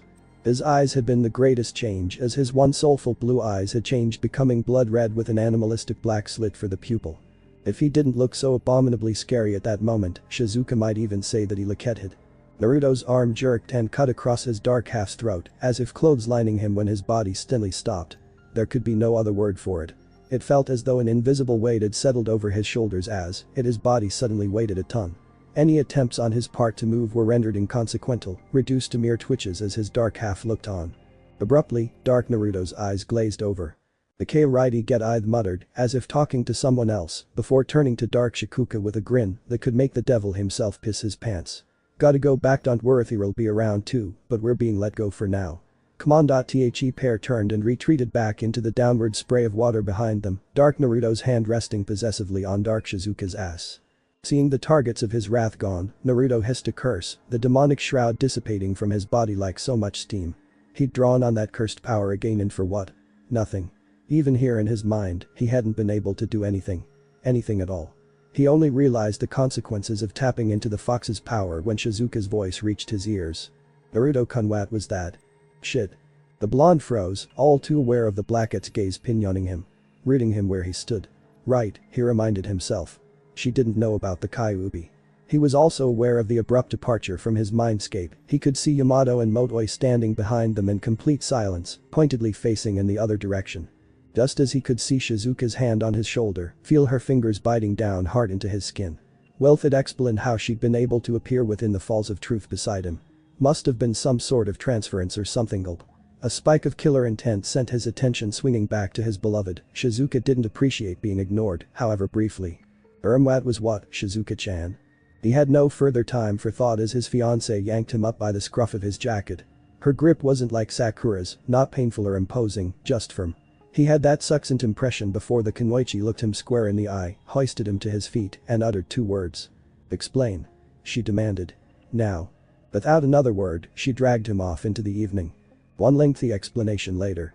There was a lofty silence as Uzumaki Naruto finished his tale, told his soon-to-be fiancé the truth of who he was. He braced himself for the worst, waited for the shock to abate and the anger to set in, wipe away all the kind words and soft touches between them. And so he watched. And he waited. Shizuka could barely believe what she'd been told. A Jinchuriki. Naruto was a Jinchuriki.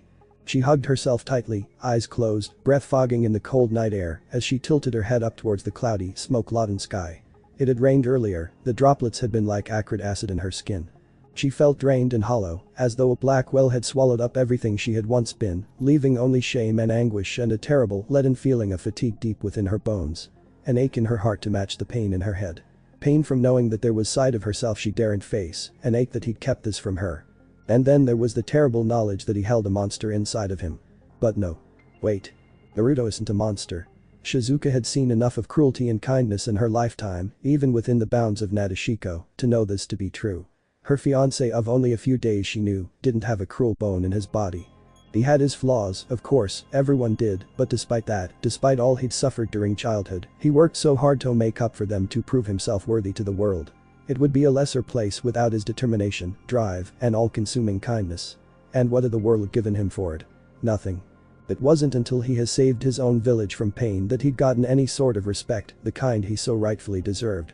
If Shizuka could have endured such suffering in his stead, she would have gladly done so. Well? Naruto asked.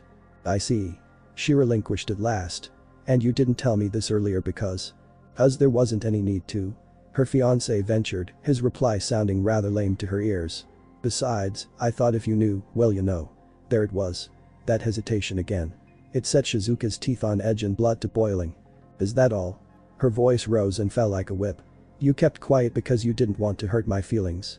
Naruto couldn't help it. He literally facepalmed so hard his face hit the dirt. Shizuka, he began. Is being very understanding with you. I know. He had the good grace to at least appear chastised at her remark. But that's just it. You don't understand. I came to this island to gain control of the Kyuubi, and I still mean to do that. His eyes hardened, as though he were experiencing an awful memory. Were I to hurt you? I've heard of Jinchuriki before. The Kunoichi remained steadfast. I even met one, once.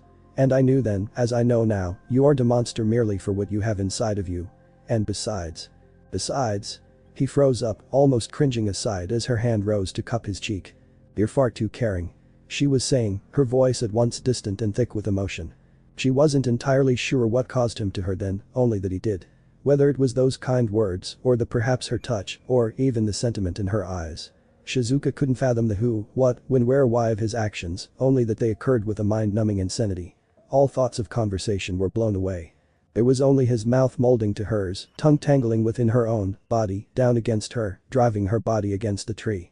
A smelly cry fled from her as his hands dug into her shoulders, fingers biting down with enough strength to bruise.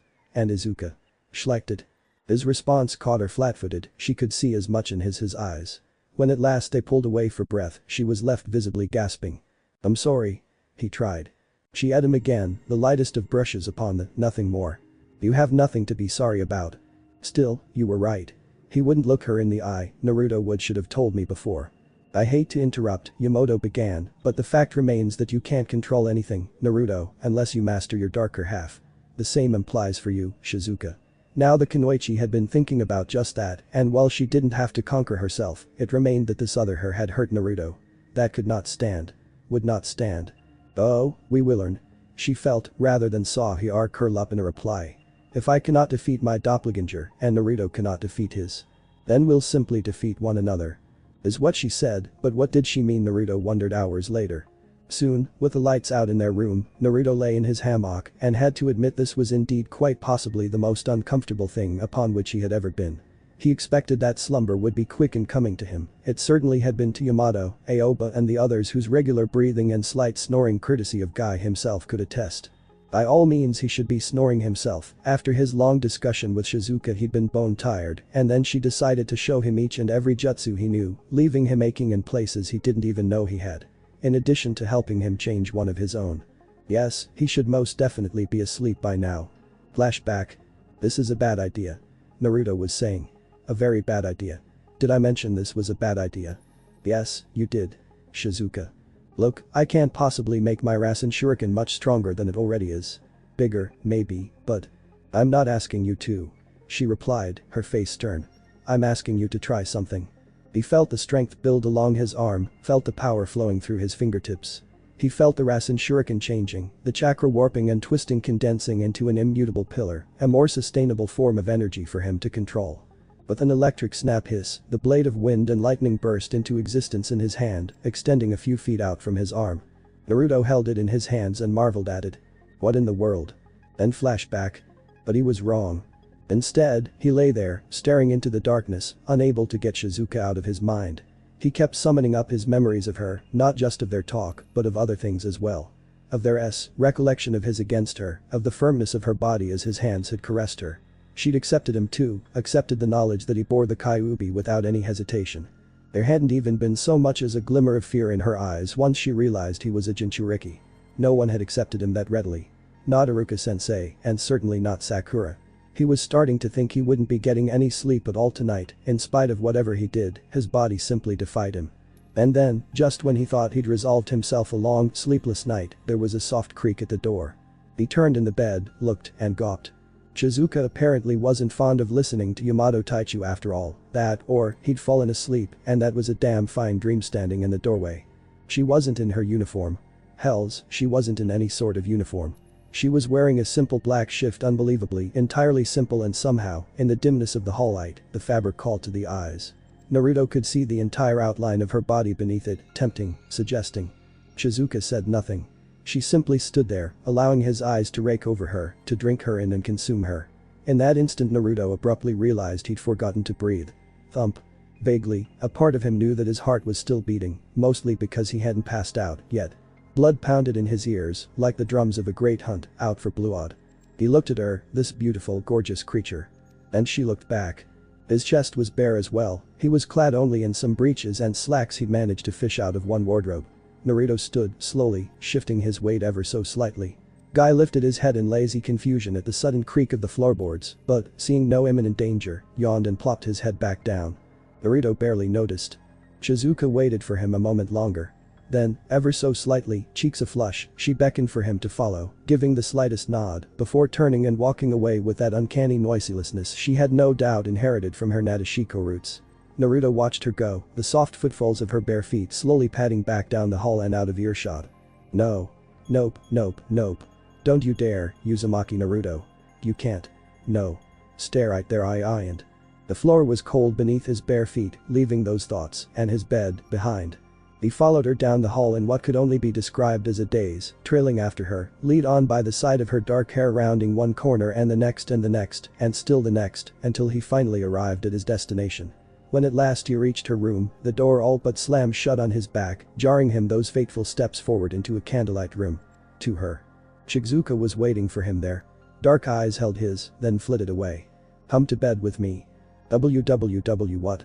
It's only normal for us to share the same bed." Shizuka sputtered, her composure evaporating before his very eyes. "We're going to be married after all." Naruto's sweat drop was barely concealed. "Oi Shizuka-chan. I haven't agreed to anything yet." She dropped the shift, exposing herself in the dark. Before he could say anything else, before he could even admire her startling alabaster skin, nor her form in the candlelight, her were his. So too was her mouth and her body, every inch pressing into him, driving back to the bed until there was only the two of them, and warmth and flesh and nothing else existed in this world. Nothing at all. "Mornin'." Blue eyes fluttered open to the sound of an angel's voice and the face of a goddess, mere inches from his own. Something incredibly soft was pressed against him beneath the covers, and in that instant he realized with utter surety that he was completely and unequivocally that, and this wasn't his room, nor this his bed. Also, there was a woman in said bed. Naruto-kun. Shizuka. The memories of last night crashed down around his ears. Shizuka in the doorway. Following her to the room. Removing her shawl. Blowing out the candle.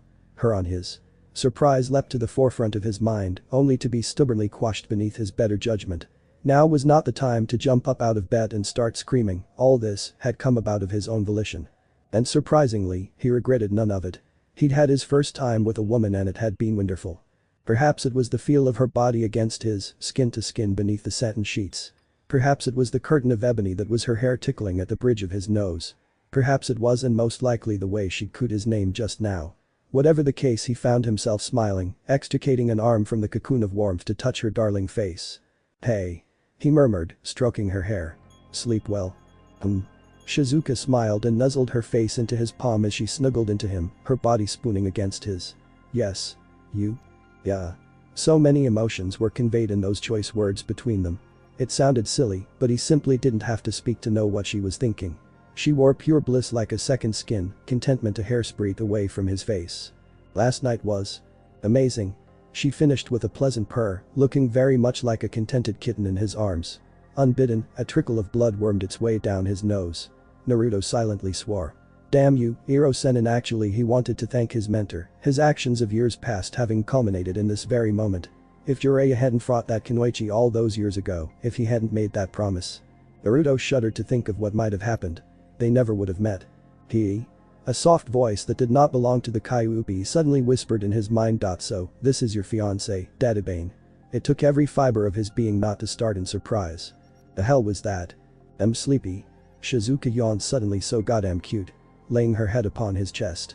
Naruto felt his members stiffen in anticipation, but he contented himself to a yawn of his own. Yes.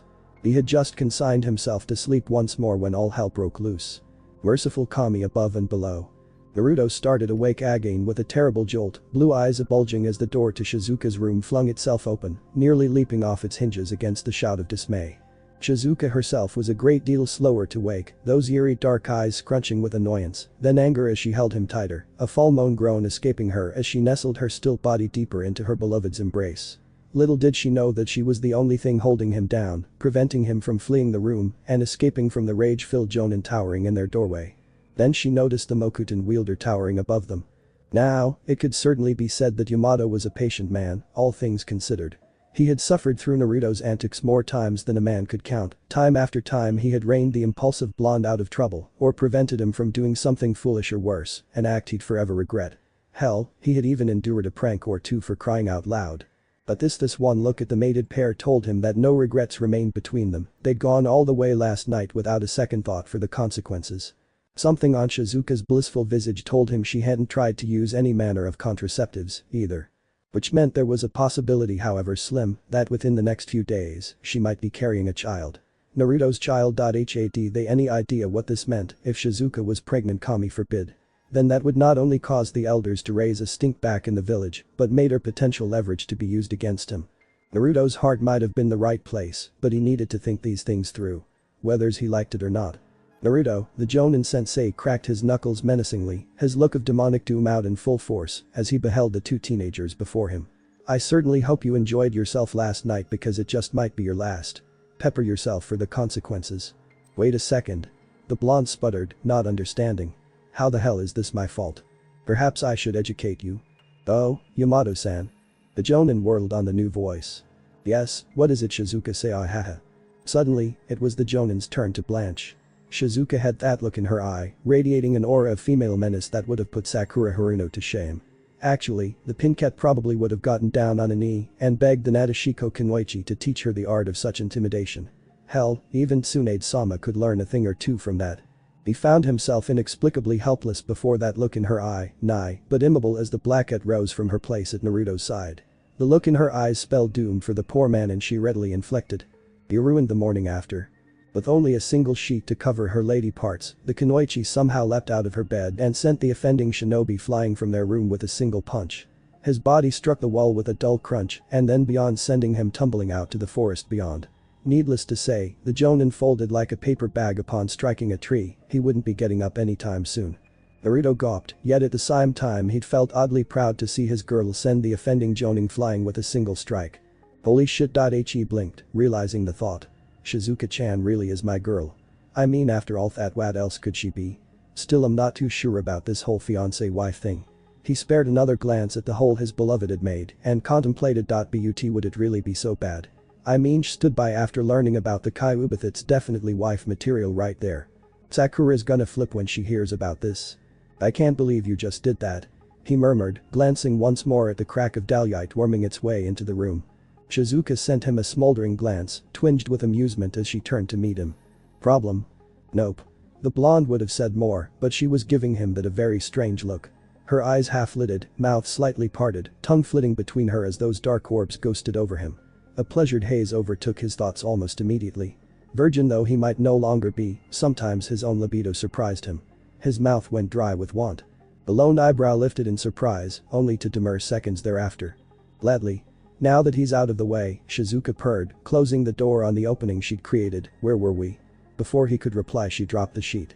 Naruto gulped audibly, his heart leaping right back into his throat as she sidled up to him, the curves of her body meeting with the angle of his in such smooth symmetry that he nearly wept with bliss. Sakura. Who the hell was that? In this instant he only had eyes for the raven-haired beauty warming his bed. It was as if his body had been hijacked, all reason simply ceased to be. His hands ghosted over her pale skin, silently savoring in the shivers that his touch evoked. "Nah, Naruto." She gasped. "Wait. I wanted to talk about Nadeshiko." "Not this again." "Do we have to?" He nipped at her neck, drawing another shudder. Shizuka must have seen his pained expression because she chose to press the issue. "Yes. I can't just go back with you, no matter what you say." A defiant glint entered the blonde's eye. "Hey. I can be very persuasive to Bayo." He drew a hand to her inner thigh.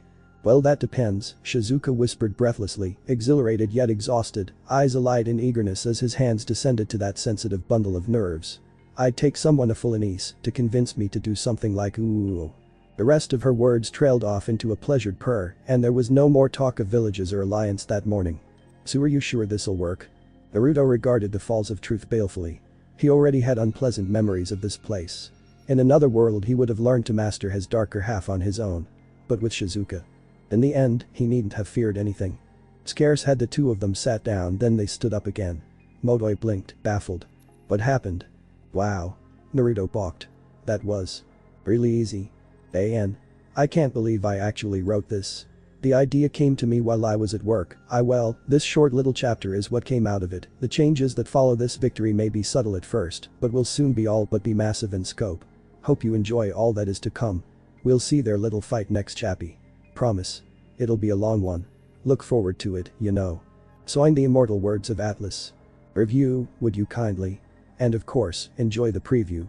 Preview? Naruto stiffened in awe at the sight of her, this red-headed woman that had appeared to him in the seal. Beside him, Shizuka looked to be in equal parts shock and surprise, not sure what to make of this newcomer. The roars of the Kyuubi still raged around them, but he could not touch them, the three of them were in their own little world. "So, you're my son's fiancé, Tebane." She smiled mischievously. "Good. I was afraid you'd end up with that Sakura girl." What? Naruto choked. "Oi, are you? Baka. Tai. Naruto yelped on instinct, his eyes fluttering open to realize there hadn't been any pain. Shizuka silently avowed to find the Sakura and give her a piece of her mind when this was all said and done. Ignoring their confusion, the woman drew both of them into a big hug. "Well, just let me say this. I want lots of grandbabies." There was a silence. And then. At first, Shizuka didn't rightly understand what she was looking at. How could she, when she was staring up at a 20-foot-tall monstrosity of chakra? Granted, the kunoichi of Nishiko had heard tales of the Kyuubi no Yauko in her childhood, experienced horrific nightmares because of it. She'd even come to accept that Naruto was its container, that her beloved blonde worked tirelessly to keep the beast at bay, even as it fought to erode the seal and escape. A certain solace could be found in knowing that no matter how foul and cruel his tenant might be, its jailer was many times its better and in no way influenced by the malevolent malice of his guest. Of course, back then she'd been on the outside looking in. Now, within the seal and privileged or cursed. To see it firsthand, to gaze upon this ancient entity and realize just how utterly outclassed they truly were, well, that was another matter. The beast defied imagination and laughed at her feeble attempts to classify it as anything other than an absolute monstrosity. Hate radiated from it in foul waves of tainted chakra, threatening to swallow her whole and smother her very existence. Erase her from all memory. A single flick from one of its many tails would be more than enough to annihilate her. To destroy her, body and soul. But the worst of all were the eyes. Those foul, scarlet orbs. Red as blood and slitted like those of some eldritch demon from the darkest depths of hell, they gazed upon her, not with anger or contempt. She could have handled that. It was the utter lack of emotion within that truly rattled her, and though she shuddered quietly, willing herself to meet the abomination's glare, she failed utterly. This entity was utterly beyond her ken, she could no more hope to defeat such a beast than she could will the heavens to part or the seas to split. And they both knew it. She was nothing in the eyes of this creature. She was an ant, no, less than an ant. She wasn't even dirt. To the Kyuubi, they were mere peons, pests to be ignored, squashed if they proved irritating. Nothing more. The same could be said for Naruto's red-sheathed form behind her, but Shizuka was trying her utmost to ignore her beloved's prone form and her steadily rising temper. This wasn't enough to break him. It couldn't be. Surely she could buy him enough time to recover. At least a minute. 60 seconds. Sorelithid was at least within the realm of her ability. For his sake, she was determined to try. Even if he meant she would surely die. She was in no hurry to leap into death's bitter embrace, but if that was what it took for Naruto to regain control of himself. So the boy's mate has finally come to play. The fox rumbled darkly, leaning forward on its haunches to leer at her. "Do you really think you stand a chance against me, mortal?" Shizuka sighed, reaching up to her forehead. "Not really, no," she admitted, adjusting her headband. "But I'm going to try anyway." "Why bother?" The eldritch entity uttered a jaw-popping yawn that shook the kunoichi to her very bones. "I have no quarrel with you. Leave now and you can be the herald of my return." "Because I love him." A brief flicker of surprise flitted across the fox's face. "You humans and your emotions. Baffling." Quietly, Shizuka agreed. Confronting their true selves was one thing, an experience she didn't care to repeat, but this went well beyond that madness. This was insanity. To face the Kyuubi itself. Yup, she was going to have a bad time. By rights, she didn't even know how she'd get Tenhere in the first place. Naruto was being overwhelmed by the fox's chakra, and she desperately longed to help him, aching to something, anything. To prevent him from being taken over by his raging tenant. One moment she'd been standing there, hand to his shoulder, ignoring the acidic chakra scorching her palm as she silently willed him to win. The next instant she had the sensation of being drawn into something. The next thing she had known, here she was, about to fight for their lives. Hers and his. But damn it, if the bastard was going to kill her, then he'd have to work for it. "I suppose I'll have to kill you then." Kyuubi sighed, tails arching forward. "That should be more than enough to break the brat." "You can try." Red eyes met green. Narrowed. "Oh ho, so you have some spirit after all." Then they clashed. Shizuka lunged forwards in the same instant that the nine tails struck down, driving its furry appendages into the water with a thunderous splash. But instead of eviscerating blood and bone, the Biju tasted only the cold tang of disappointment as his prey vaulted overhead, rapidly flicking through hand seals. Inhaling deeply, the kunoichi drew air to her lungs, kneaded it with chakra, and exhaled as hard as she could. The result was sure and true, a massive explosion of her native element roaring forward to pummel the startled fox into the ground. Gyuten. Risenpu. Wind style. Violent whirlwind. Kurama grunted in surprise, flattening his towering bulk against the watery ground with a growl. After a moment beneath the assault he straightened, fangs bared in a grin. An impressive assault to be certain, but little more than a mild breeze against someone of his stature. Faster than she could recover, he swept a clawed paw into the air, cutting into her body with cruel ease. Poof. As such, the Biju was far from pleased when the razor-sharp nails drew little more than a copious plume of smoke and passed harmlessly through. The same could not be said for the rest of him. Pain erupted in his left leg in the next instant, the keening cry of the wind element alerting him to the danger at his flank. Another rent opened on the opposite leg, sending a shallow slash of pain searing through his knee. Graw. Pesky little insect enraged by what? Arg howling, the kitsune spun around, tails thrashing. When did you? Shizuka lighted behind him, grinning. Her fingers formed a taut point, creating the likeness. From that point her chakra extended even further. What was that? A knife of some sort? No, it was much too large to be a knife. It was a blade, he realized. Forged entirely out of chakra, this azure sword extended a few feet from her outstretched arm, hissing softly. By itself, it really wasn't all that worrying. The problem lay in the fact that the pesky wench was presently flanked by no less than 4 copies of herself, 2 to each side. As if sensing his confusion, Shizuka grinned. I learned this jutsu from an old friend. The kunoichi drawled, raising her impromptu weapon. Been practicing ever since.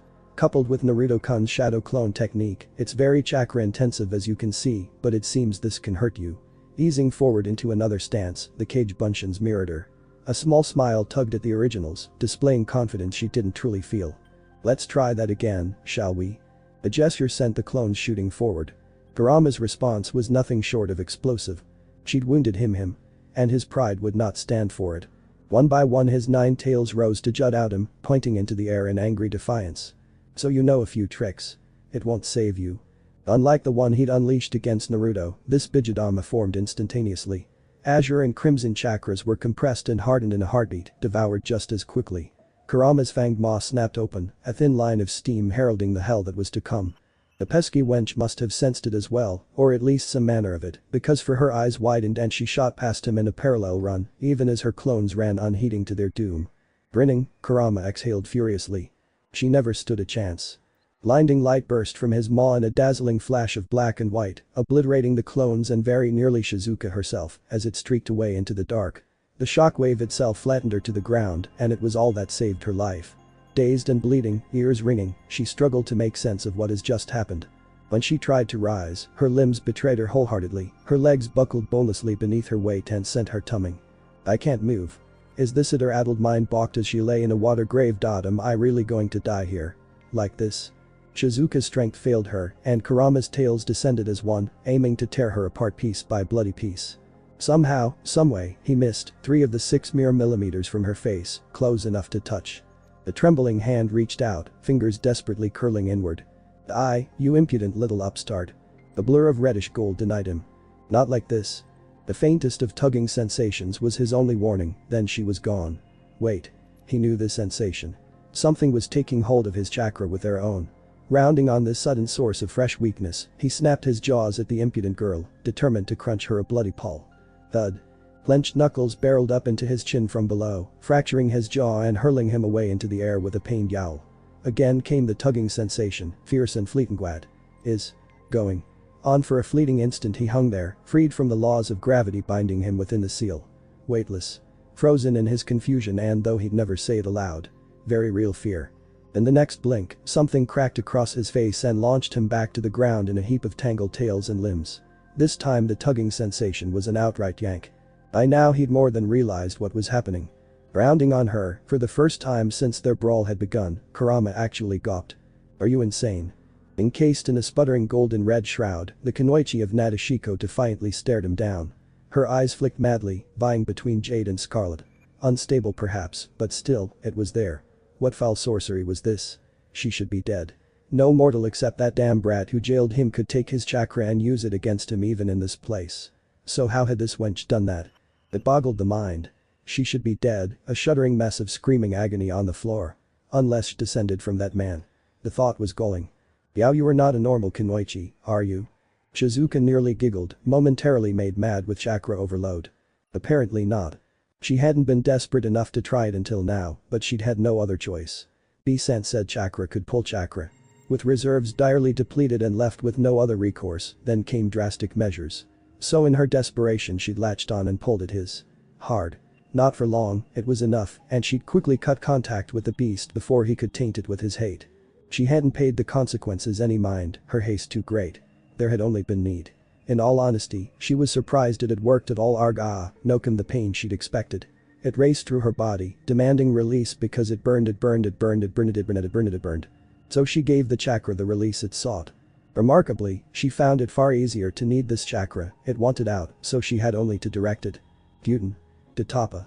Wind style. Great breakthrough. The storm made the last one look like a gentle gust by comparison. It barreled into Kurama with the force of a hurricane, ripping him from his paws and hurling him to the ground. Great bloody rents opened in his flesh, fur peeling back in places to expose broken and tattered skin. For a fleeting moment he actually feared the rampaging windstorm might cause him even more harm. That fear faltered as the storm flagged, then faded in a sudden sputter of energy, the power behind it waning away to nothingness. In the end, it simply wasn't enough to finish him off completely. Shizuka stood there for a moment, gasping for air. She felt like she could conquer the world. Until that chakra sputtered out. Between one step and the next her strength abandoned her, confidence consumed by crippling pain. Her coils protested viciously, rejecting the immense amount of chakra she'd forced upon them. Too much, too soon, and not nearly enough to defeat the towering fox now looming over her. Kurama snarled. I cannot allow you to live. Instead of being skewered, she found herself in a world of golden light. There was no pain here, sheer elicitingly relief. Where? Boy, Shizuka, when did you get here? The Kunoichi's head snapped around like a puppet severed from its strings. Naruto. Don't worry, a soft voice interjected. You can stay as long as you like. Boo. Shizuka stiffened in awe at the sight of her, this red-headed woman that had appeared to her in the seal. Beside her Naruto looked to be in equal parts shock and surprise, not sure what to make of this newcomer. The roars of the Kyuubi still raged around them, but he could not touch them, the three of them were in their own little world. That said woman was now looking at her with sparkling eyes, brought her no shortage of unease or discomfort. Why did she suddenly get the feeling she would have been better off facing the Kyuubi? So, you're the one who's made Naruto-kun so happy lately? She smiled mischievously. Good. I was afraid he'd end up with that Sakura girl. WWW what? Shizuka choked. Just who are you? Naruto was less subtle. AHA. You're the Kyuubi's true form, aren't you? Whap. The woman's fist descended sharply, cutting him off. That's not even remotely funny, Dadabane. Tai. Naruto yelped on instinct, his eyes fluttering open to realize there hadn't been any pain. Wait, Dadabane. Shizuka silently avowed to find the Sakura and give her a piece of her mind when this was all said and done. Begging your pardon, but who are you? The irritated woman snickered. Well, I suppose I should make introductions, but, ignoring their confusion, the woman drew both of them into a big hug. Well, just let me say one thing first. A strange awkward silence fell over the three of them. Followed shortly by. I want lots and lots more grandbabies. There was another silence. Naruto blinked. Shizuka blinked. And then. Did you say more? Shizuka felt her face color, burning to the very roots of her hair. What was that supposed to mean? Yeah, what she said, Dadabeo. Bara, you mean you didn't know? The Redeed blinked. I mean, you're still pretty early, so I'm not surprised that you wouldn't be able to tell yet.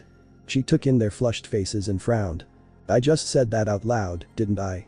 So she told them. Kushina loved her son. From the bottom of her heart. More than anything, more than life itself.